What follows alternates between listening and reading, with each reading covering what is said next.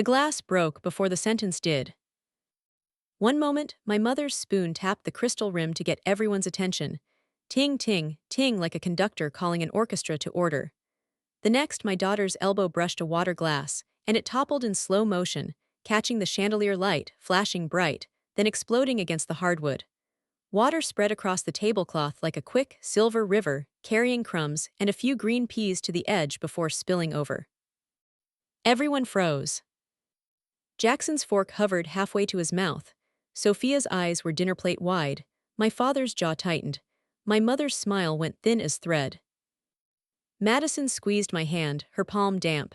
Her gold medal, looped on a red ribbon, pressed a small circle against her chest. I could feel her heart beating through it. "It's okay," I said softly. "Accidents happen."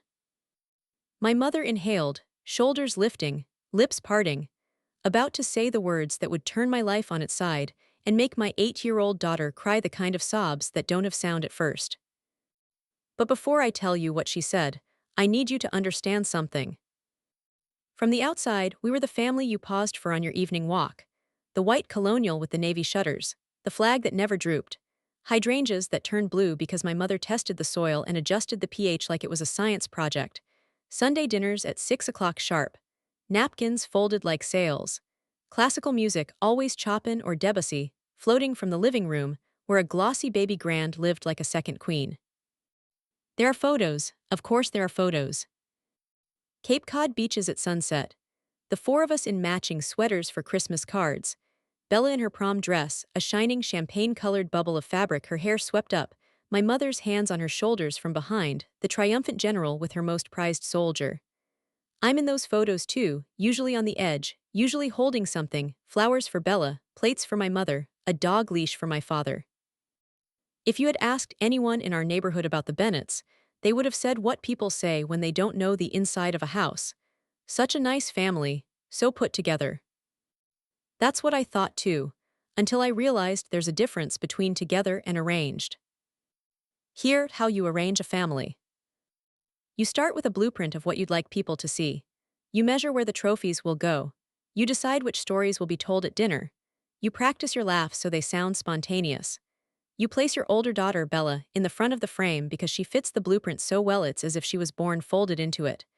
You place your younger daughter, me, slightly to the side, where she can fill the space that would look awkward if left empty, the way florists tuck fern fronds into bouquets. And then you pretend none of that is what you're doing. When we were little, the clues felt like scratches I couldn't quite locate. Bella's paintings were framed and hung in a symmetrical grid across the kitchen wall, while my poems were clipped to the side of the fridge, under a magnet shaped like a lobster. Her ballet recital programs lived in a leather box on the coffee table. My math contest ribbons lived in a drawer you had to kneel to reach.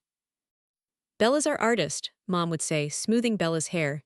"And you," she always paused here, hunting for a word that wouldn't sound like "not Bella." "You're our problem solver, you don't need as much help." Help was code for attention. I learned that early. It smelled like lemon oil and hot starch.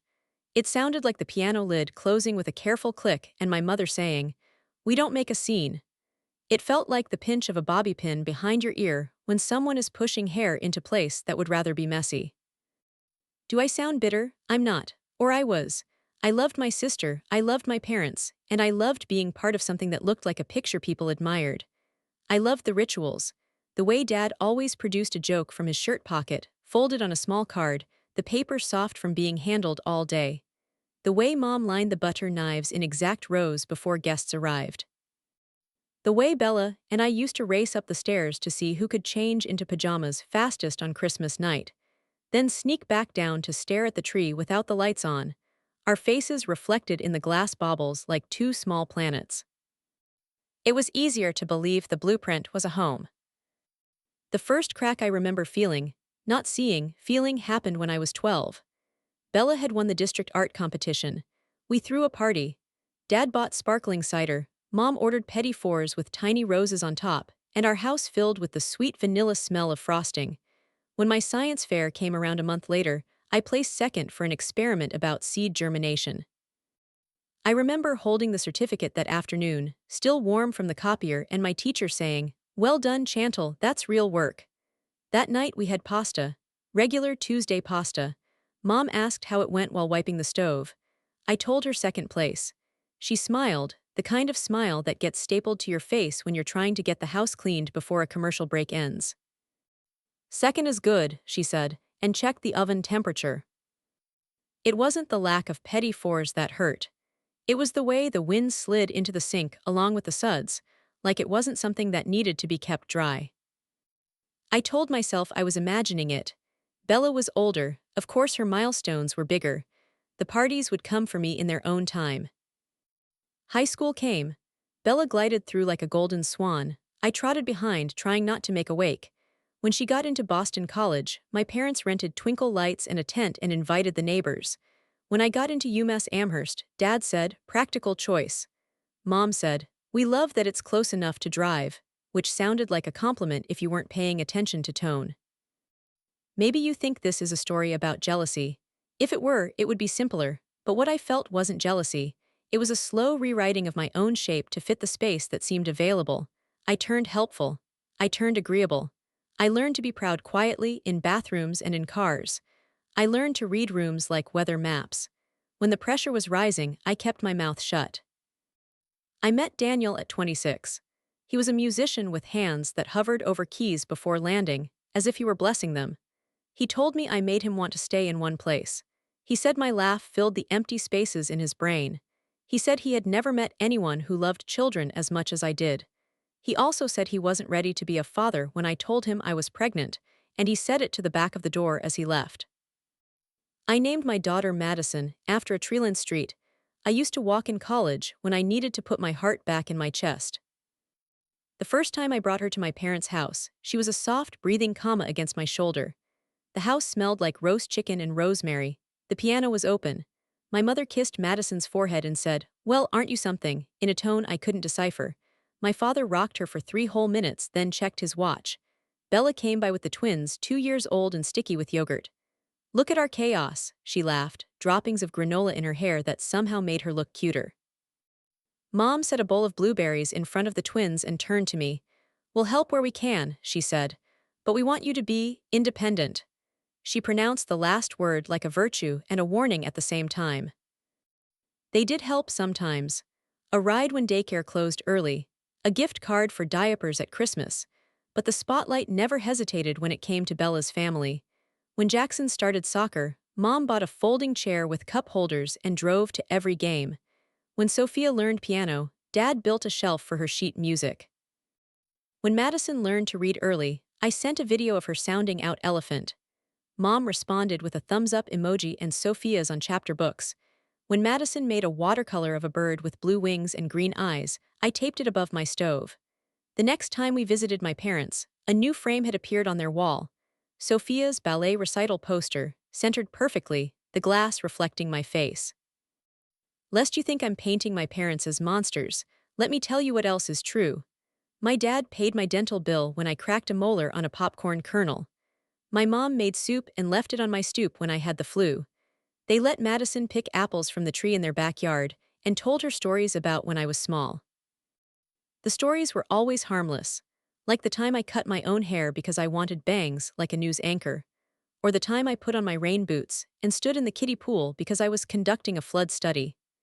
The stories they didn't tell were the ones about how I cried quietly for a year after Daniel left, or how I learned to carry a baby and a bag of groceries, and my dignity up 3 flights of stairs without dropping any of them. We held together because that's what families do, and because pulling apart would require words none of us wanted to say. Madison grew into a child who notices everything. She knows when you're about to sneeze. She knows when a plant needs turning because it's reaching for the light. She knows when someone is pretending to listen. She started collecting notebooks at 7, filling them with small experiments. Does mint grow faster in a sunny window or under a lamp? Which songs make you want to run? How long does it take for rainwater to dry on different sidewalks? When her school announced the science fair this spring, Madison chose music and plants. For 6 weeks our apartment sounded like a radio that couldn't decide on a station. Classical for 1 tray of seedlings, rock for the second, silence for the third. Our little kitchen filled with the smell of damp soil and the bright, peppery scent of crushed leaves. Every morning before school she measured. Every night before bed, she wrote notes with her careful, looping print. Day 12, rock seedlings look wiggly. Classical seedlings taller by 0.5 cm. Maybe they're standing up straighter because of violins.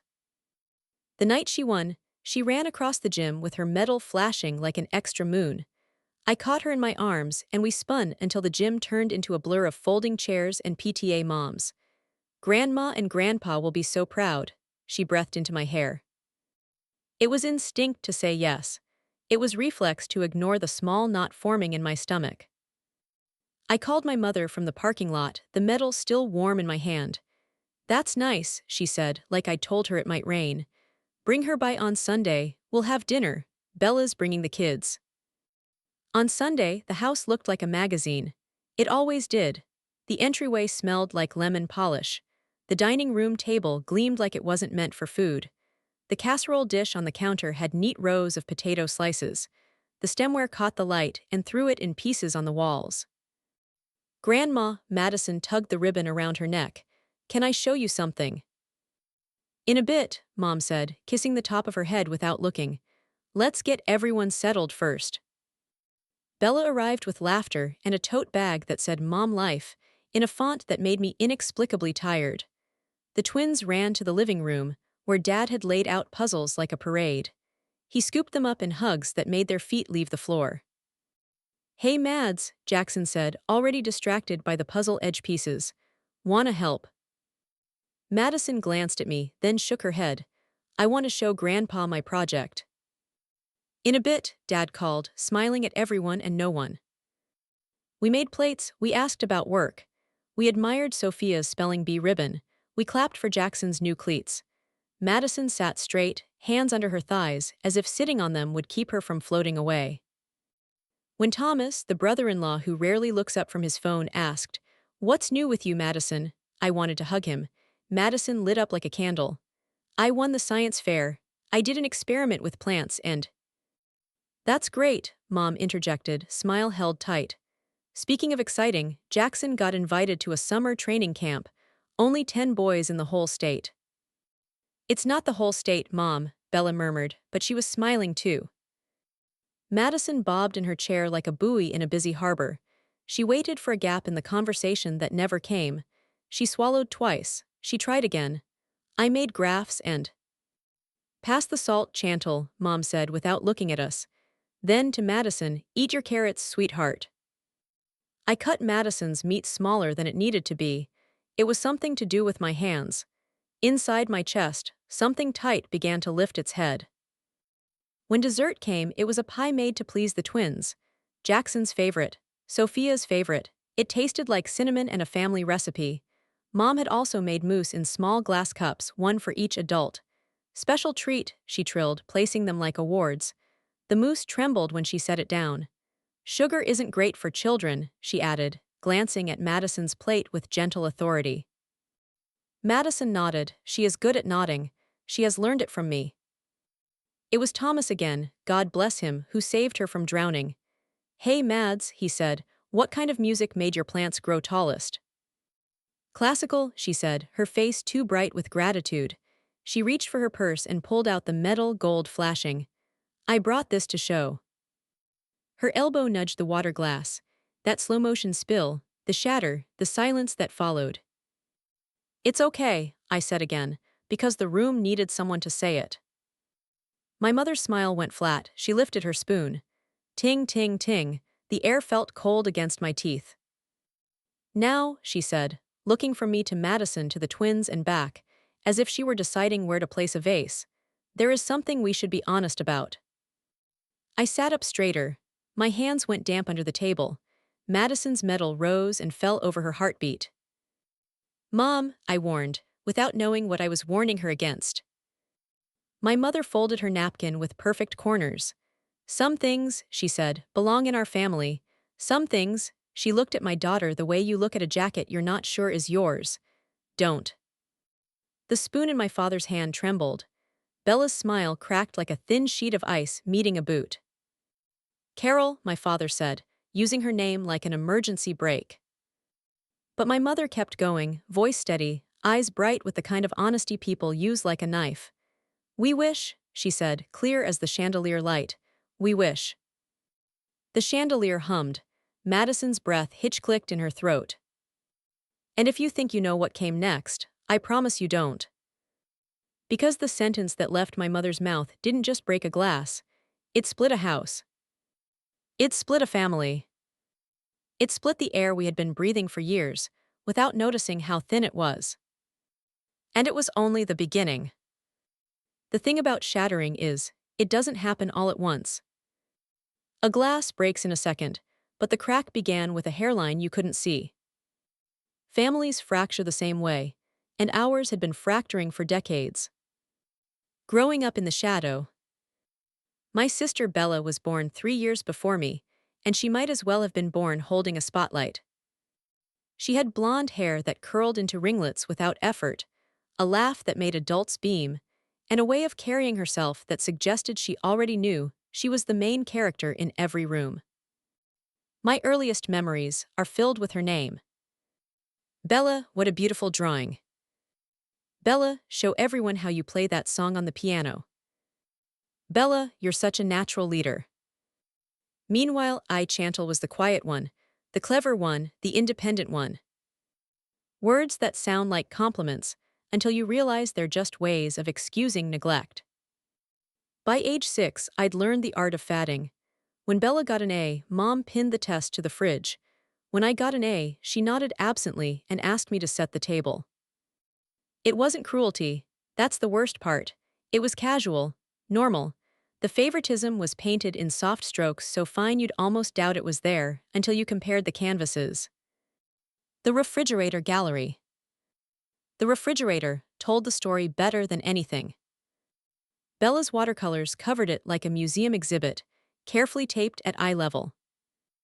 Mine, tucked into drawers or left on the counter, until they disappeared with the grocery bags. At 7, I tested my theory. I drew a picture of our house with flowers taller than the roof, a sun with long arms hugging the clouds. I placed it on the fridge myself. The next morning, it was gone. A coupon for orange juice was in its place. I didn't ask where it went. I learned early that asking only made me sound ungrateful. The parties. When Bella was accepted to Boston College, my parents threw a party that looked like a wedding. White tents, trays of shrimp cocktail, neighbors gathered in our backyard sipping wine. Mom's eyes shone with tears as she gave a toast. To our shining star. When I was accepted to UMass Amherst, we went out to dinner at Olive Garden. My father said it was a practical choice. My mother said she was glad I'd be close enough to help with the house if needed. I stirred my pasta and smiled. Complaining would have made me seem petty. But inside, a quiet certainty took root. No matter what I achieved, it would never be equal to Bella's existence. Bella's script. Bella followed the family script like it had been written in her DNA. College, marriage to Thomas, a finance major with neatly pressed shirts, a brownstone in Brooklyn, twins born within 2 years. Every step of her life was applauded, recorded, and framed. My parents poured their money, time, and energy into Bella's family, as if investing in a portfolio that guaranteed high returns. Meanwhile, I was rewriting a different script. After college, I became a teacher in a working-class neighborhood, rewarding work but unimpressive by my parents' standards. At 26, I met Daniel, a musician with calloused fingers and dreams bigger than his follow-through. When I told him I was pregnant, he disappeared. I remember my mother's reaction. She cried as if my pregnancy was a funeral. My father sighed and asked about finances. Bella sent sympathy with a sharp edge. I just want you to be realistic, Chantal. But when Madison was born, everything shifted for me. Holding her, I felt something fierce and unshakable, the promise that she would never feel second best. Not like I did. Madison's light. Madison was curious from the start. She'd stare at shadows on the wall like they were puzzles only she could solve. Her laughter was quick and contagious, her questions endless. She noticed everything. If a plant drooped, she asked why. If a song ended, she hummed the last note until it felt complete. I watched her grow with pride and a quiet ache. because I also watched my parents fail to see her. They babysat sometimes, but it was obligation, not joy. They brought practical gifts, socks, pencils, while Bella's twins got bicycles and tablets. They came to every one of Jackson's soccer games, every one of Sophia's recitals. Madison's school plays, her spelling bees, they always seemed to have a conflict. By the time Madison was 4, she'd started to notice. One birthday, the twins got tablets. Madison got educational books.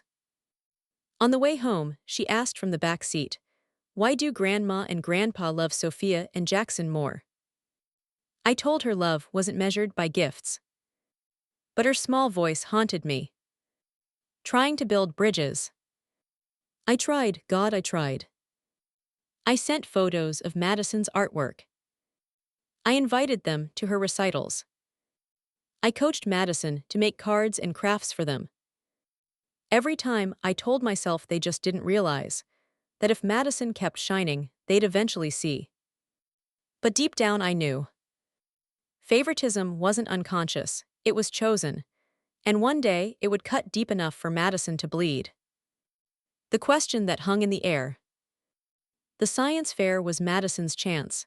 She had worked for 6 weeks on her experiment about how music affected plant growth. She made graphs, took daily notes, and spoke about it with a joy that made me ache with pride. When she won the gold medal, her first words were, "Grandma and Grandpa will be so proud." And I lied. I told her they would be. But a knot formed in my chest, because I knew the truth. And I was about to watch my daughter learn it the hardest way possible. The room was frozen after my mother's words. Her voice, so calm, so deliberate, cut through the air like the sharp edge of glass. "Some things belong in our family," she said. "Some things don't." Her eyes flicked toward Madison, then away, as though the sight of my daughter was a pebble in her shoe she could not wait to shake off. The air in my lungs. It was one of those moments where time stretches thin. I remember the smell of cinnamon from the pie, the faint hum of the chandelier, Madison's gold medal catching light.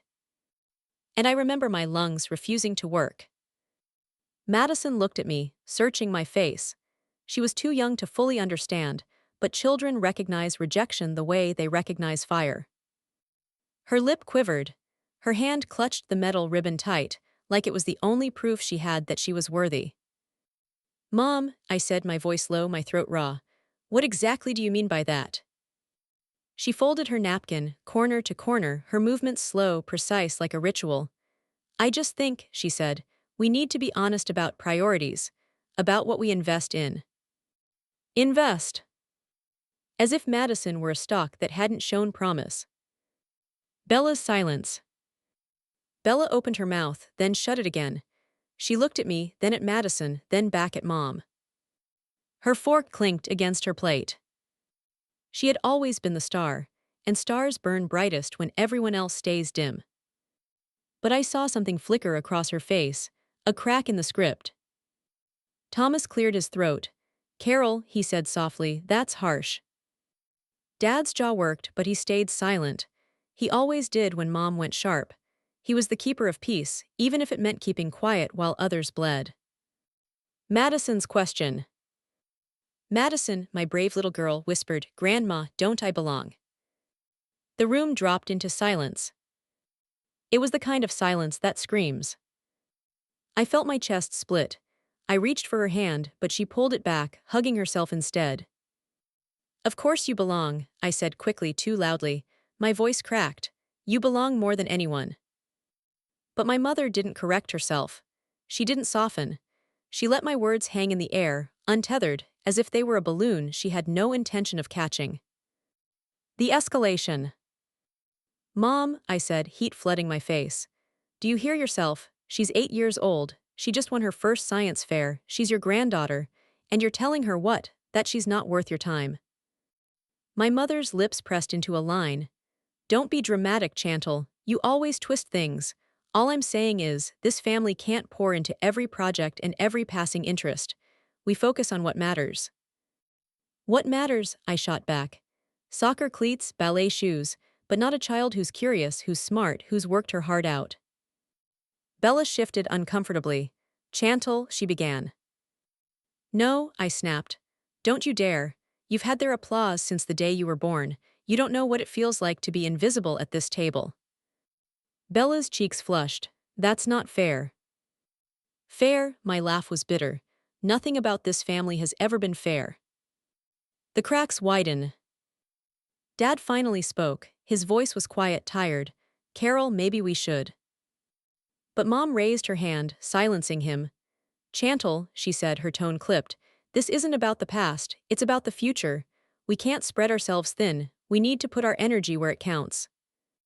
Madison's chair scraped back suddenly. She stood, her small fists clenched. I don't want your energy, she shouted, her voice breaking. I just wanted you to be proud of me. Her words cracked like thunder in the perfect dining room. Then she ran, through the kitchen, down the hall, the sound of her sobs echoing against the polished floors. The aftermath at the table. I pushed my chair back so hard it nearly toppled.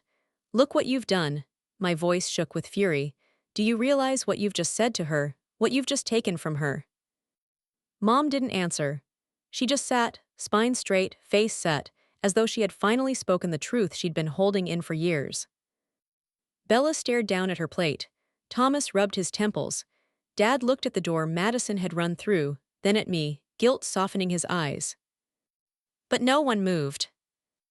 No one followed her. Except me. The question that haunted me. As I rushed down the hallway to find my daughter, one question pulsed in my head, louder than my footsteps, louder than the chandelier's hum. What do you do when the people who are supposed to love you unconditionally put conditions on your child? And I knew this wasn't just a crack in the family blueprint. This was the moment the whole picture frame began to fall from the wall. Madison's voice was so faint I almost thought I'd imagined it. But when I leaned closer, I heard her whisper again, clutching her metal like a shield she no longer believed in. I wish I didn't exist. The words landed like knives. I felt my chest cave in, my stomach turn. My 8-year-old child, my world, already knew the feeling I had swallowed my whole life. The guest room. The guest room smelled like lavender sachets and starch. The curtains were stiff, unmoved, even though the window was cracked open. Madison sat curled on the edge of the bed, her knees pulled to her chin, her cheeks wet. I knelt in front of her. Baby, don't you ever say that. You are the best thing that ever happened to me. You are my whole heart. She shook her head violently, pressing her fists to her ears. She doesn't want me. Grandma doesn't want me. I pulled her into my arms, but her body was stiff, rigid, as though she didn't trust even me in that moment. And that terrified me more than anything. Voices in the hall. The muffled sounds of the dining room carried down the hall, plates clinking, Mom's sharp tone, Bella's attempts at calm. The house smelled like cinnamon pie cooling, like lemon polish on wood, like normalcy. But nothing was normal. I stroked Madison's hair, kissed the crown of her head. We're leaving, I whispered. And that was when the door creaked open. Dad stood there, his face drawn, his eyes heavy. He looked at Madison, then at me. His voice cracked when he said, Chantal, can we talk? Madison turned her face into my chest. I shook my head. Not now. But he stepped into the room anyway. I didn't want her to say that. I never wanted. He stopped, swallowed hard. Your mother has her ways, but I love you. I love Madison, you know that. I wanted to believe him, but I also knew love that doesn't fight is a quiet kind of betrayal. The explosion. Madison, Dad said gently, you know you belong here. She turned her head, her small face streaked with tears. Then why does Grandma hate me? His lips parted, he had no answer. His silence was louder than any words. Something in me snapped. We're leaving, I said again, sharper this time. I scooped Madison into my arms and pushed past him. My shoulder brushed his, and I felt him flinch like I'd struck him. In the hallway, Bella stood waiting. Her eyes were wet too. Chantal, please, don't go like this. Like this? My voice was raw. How else do you want me to go, with my daughter believing she doesn't deserve to exist? Bella grabbed my arm, but Madison clung to me tighter. I pulled free. The sound of glassware clinking drifted from the dining room, followed by Mom's voice. Let her leave if she wants. She always makes everything about her. That sentence was the match to the gasoline. I spun, stormed into the dining room, still holding Madison. My heart pounded so hard I could feel it in my teeth. You listen to me, I shouted, my voice trembling. You can tear me down all you want, but the day you make my daughter feel like she doesn't belong, you lose us. Forever. The chandelier trembled overhead. The forks on the table rattled. Madison buried her face against my neck. Mom sat serene, her napkin folded, her pie untouched. Then maybe, she said softly, that's for the best. The incident. Something in me went blind then. My body moved before my brain could catch it. I slammed my hand down on the edge of the table. Plates jumped, a water glass tipped again, and the sharp crack of ceramic against hardwood filled the room. Madison startled in my arms. She jolted, twisting, her metal swinging. Before I could adjust, her little hand slipped from my shoulder. She fell. It was only a few feet, but it was enough. The metal clinked against the wood. Her head struck the chair leg with a dull, sickening thunk. The room erupted, Bella gasping, Dad shouting her name, Thomas scrambling for his phone. I dropped to the floor, cradling her, my hands shaking. Maddie, baby, look at me. Her eyes fluttered, then rolled. A thin red line appeared just above her temple. The world shrank to the sound of her shallow breaths, and the blood blooming against my sleeve. The drive. I don't remember grabbing my keys. I don't remember how we got into the car. All I remember is Bella buckling Madison into the backseat while I fumbled with the ignition, my vision blurred with tears.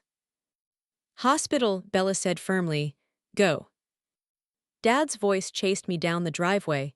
Call us as soon as you know something. But my mother's voice didn't follow, not once. The impact. The drive was a blur of stoplights and screaming tires. Madison moaned softly in the back, her small head lolling against the seatbelt. Every sound was a dagger. Stay with me, baby, please stay with me, I whispered over and over, as though words alone could anchor her. The hospital lights rose in the distance like a beacon.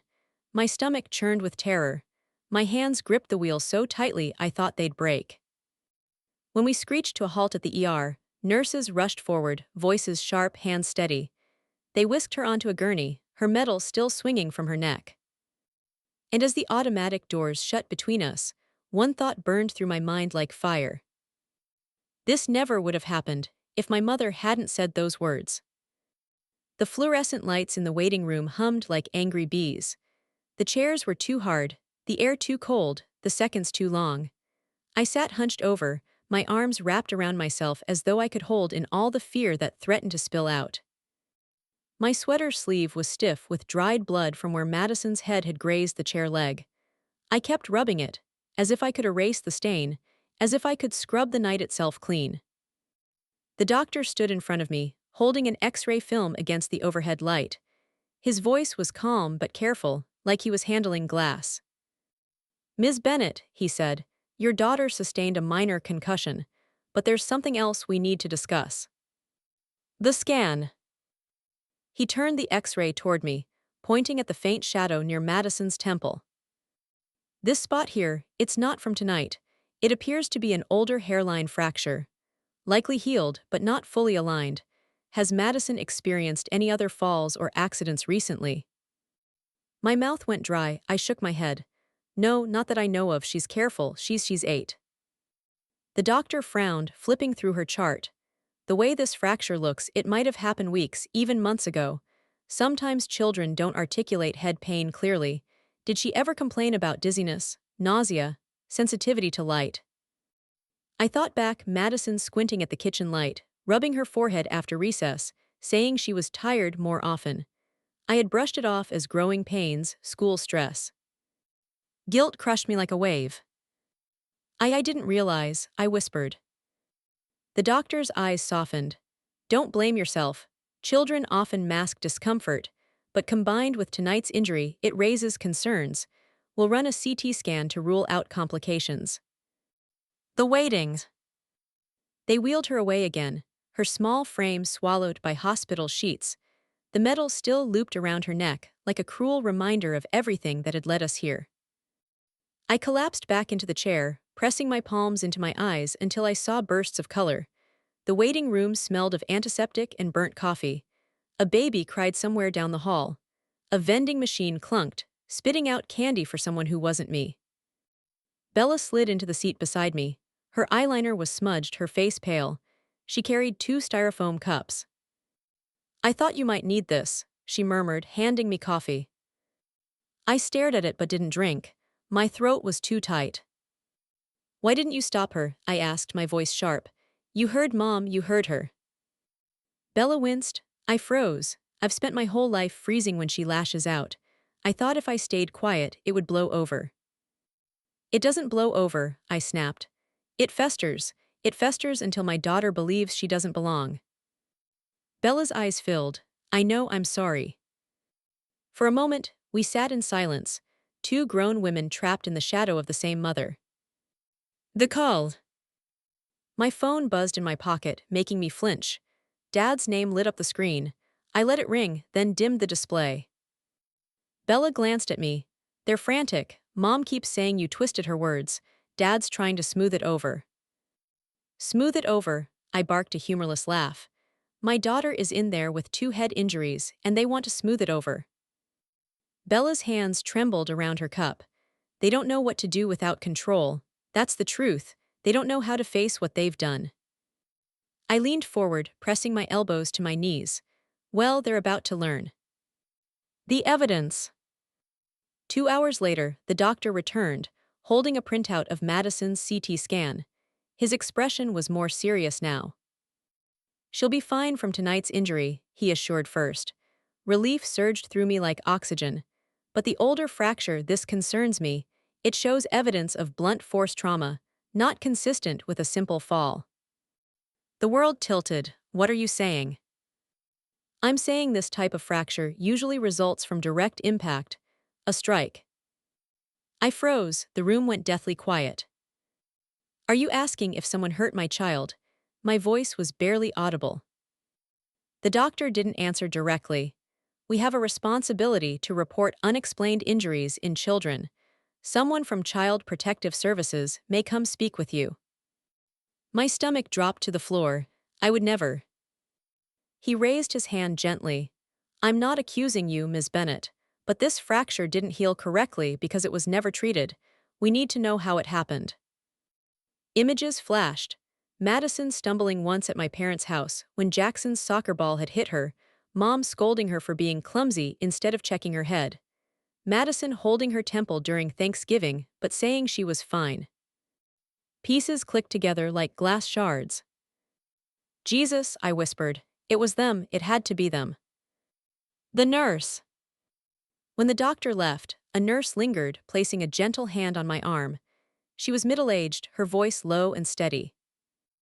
"I see cases like this more than you'd think," she said quietly. "Sometimes grandparents, sometimes other relatives. Kids don't always tell. But listen, whatever happened, your daughter is resilient. And you're here now, that matters." Her words were a thread I clung to, as the floor seemed to vanish under me. The choice. Bella sat frozen, her coffee cold in her hands. "Chantal, are you saying Mom or Dad?" "Who else?" My voice cracked. "She gets headaches after weekends there, she hides them from me, and now this." Bella's lips trembled. "No, no, Mom wouldn't." "She already wished she didn't exist tonight," I snapped. "Why wouldn't she?" The weight of it hung between us, suffocating. The man from Child Protective Services pulled a chair across from me in the waiting room. The scrape of its legs against the linoleum floor made my skin crawl. His suit was wrinkled, his tie slightly askew, but his eyes were sharp and steady. "Ms. Bennett," he said, "I know this is a stressful time. My role is to ensure Madison is safe. I'll need to ask you a few questions about her medical history, her environment, and the events of tonight." Bella shifted beside me, her coffee still untouched. Her knuckles whitened around the cup. "Of course," I said quickly. "Anything, just please make this fast, she needs me." The questions. The CPS worker introduced himself as Mr. Alvarez. He flipped open a notepad, pen poised. When was the last time Madison received medical care before tonight? Her pediatric checkup in March, I replied. She was fine, no issues. He nodded. And has she ever complained of headaches, dizziness, vision changes? I swallowed hard. Yes, but I thought it was school stress, or my voice cracked. I should have paid more attention. Bella whispered. She never said anything serious. None of us knew. Mr. Alvarez's eyes flicked to Bella. And you are? Her aunt, Bella said quickly. He jotted something down. Then, Ms. Bennett, has Madison ever been left in the care of relatives, babysitters, anyone outside your supervision? The words hung in the sterile air like smoke. I knew the answer would unravel everything. Yes, I said finally, my voice shook. Her grandparents, my parents, and sometimes my sister Bella and her husband. His pen paused. Do you believe Madison's older injury, the fracture, could have occurred while she was in their care? Bella gasped. Wait, you can't just. Yes, I cut in, the word ripped out of me like a wound. I believe it happened there. The rift. Bella turned to me, eyes wide with hurt. Chantal, you don't know that, you can't accuse them. Who else, Bella? I snapped. She comes home from their house with headaches, hiding bruises, and tonight Mom told her she wished she didn't exist. What do you think that does to a child? Tears slipped down Bella's face. I know they're harsh, controlling, but abusive, that's a line. They crossed it the moment my daughter bled on their dining room floor, I hissed. Mr. Alvarez raised his hand calmly. This isn't about blame right now, it's about safety. Madison will stay overnight for observation. Tomorrow, I'll need to visit your home, Ms. Bennett, and possibly interview family members. My stomach twisted. Interview them. That meant facing Mom again, facing the lies I knew she would spin. The call. As if summoned, my phone buzzed on the chair beside me. Dad again. I stared at the screen, then hit speaker. Chantal, Dad's voice cracked through the line. How is she? Is Maddie okay? She's being monitored, I said coldly. The doctors found an old fracture. They think it was caused by blunt force. Silence, heavy, guilty silence. Finally, that's nonsense. She probably fell at school. Don't lie to me, I snapped. My voice rose enough that Bella flinched. Did something happen in your house? Did you know she was hurt? Dad stammered. No. Carol said she bumped her head once on the porch steps, but she was fine, she didn't even cry. Bella's head whipped toward me. Her lips parted like she wanted to deny it, but no sound came out. I felt ice crawl up my spine. You knew, I whispered. The ally. Before Dad could answer, another voice entered the line. Thomas, Bella's husband. He must have grabbed the phone. Chantal, he said firmly. You're right. She fell at their house last Thanksgiving. Ball hit her, she toppled back, hit the step. She cried, held her head, but your mom told us not to make a fuss. Said you, overreact. My breath caught, and you didn't tell me. Thomas hesitated. I wanted to, but your mom said she'd handle it, that it wasn't serious. I'm sorry, I should have told you the truth. Bella's eyes went wide. Thomas. He turned to her, voice breaking. Our kids are next, Bella. If she could say that about Madison, what's stopping her from turning on Sophia or Jackson when they don't meet her standards? We've enabled this for too long. The confession. The line crackled as Dad's voice roared. Enough, you don't know what you're talking about. Your mother would never hurt a child.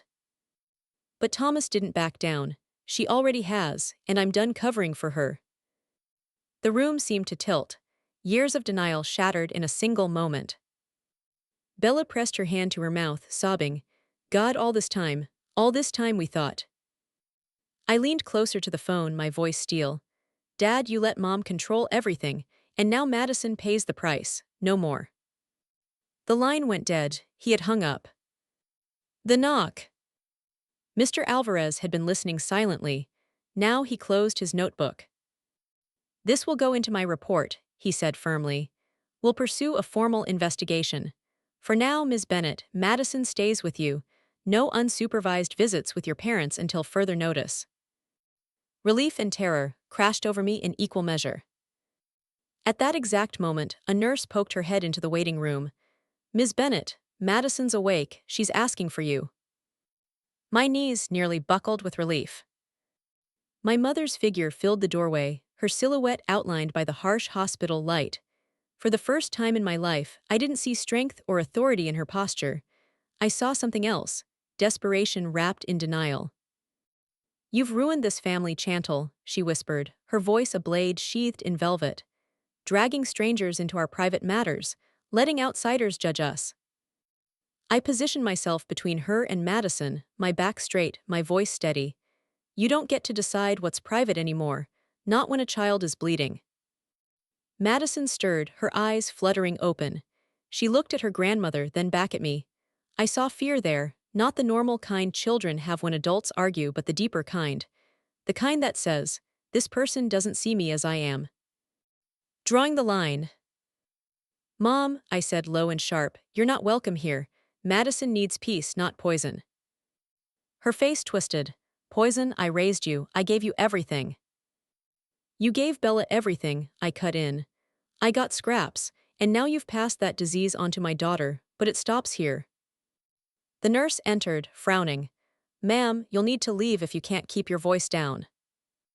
Mom's eyes flicked between me and Madison one last time, cold and burning. "You'll regret this," she spat.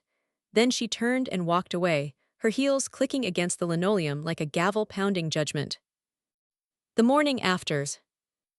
The next morning, sunlight streamed weakly through the blinds of Madison's hospital room. She looked so small in the bed, her hair spread across the pillow like a halo. She touched my hand. "Mommy, are we still going to Grandma's house for Christmas?" My throat tightened. "No, baby, not this year, maybe not ever again." Her brows knitted. "Because she doesn't like me." I kissed her forehead. "Because she doesn't deserve you." Therapy. Weeks later, CPS cleared me after interviewing Madison and visiting our home. The truth about the Thanksgiving fall, combined with Thomas's testimony, shifted suspicion where it belonged. My mother denied everything, of course. Dad stayed quiet. But Bella, broken, shaken Bella, finally admitted what she'd seen too many times. Madison started therapy. Her counselor's office smelled of vanilla candles and crayons. Madison learned words like boundaries and self-worth. She drew pictures of herself standing tall with a shield, the word belong written across it in bold letters. I sat in the corner during sessions, tears stinging my eyes, watching my little girl rebuild what had been cracked. I started therapy too. For the first time, I said out loud the things I'd buried since childhood, that I'd always been second best, that I'd lived under a roof where love was conditional, and that I was done repeating the cycle. The fallout. Bella stopped speaking to Mom after the hospital. At first, she tried to mediate, but every phone call ended with Mom twisting the narrative, painting me as the villain. Eventually, Bella told her, "If you can't love all your grandchildren equally, you don't get to see any of them." Thomas stood firm beside her.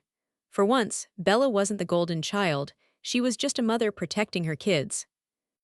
Dad tried to visit once, alone. He brought Madison a stuffed rabbit, his eyes heavy with guilt. She accepted it politely but didn't hug him. When he asked for forgiveness, she looked him in the eye and said, "You didn't stop her." He cried and he left. The scar. Physically, Madison healed. The scar on her temple was small, almost hidden beneath her hair. But every time I brushed it, a wave of fury and grief rolled through me.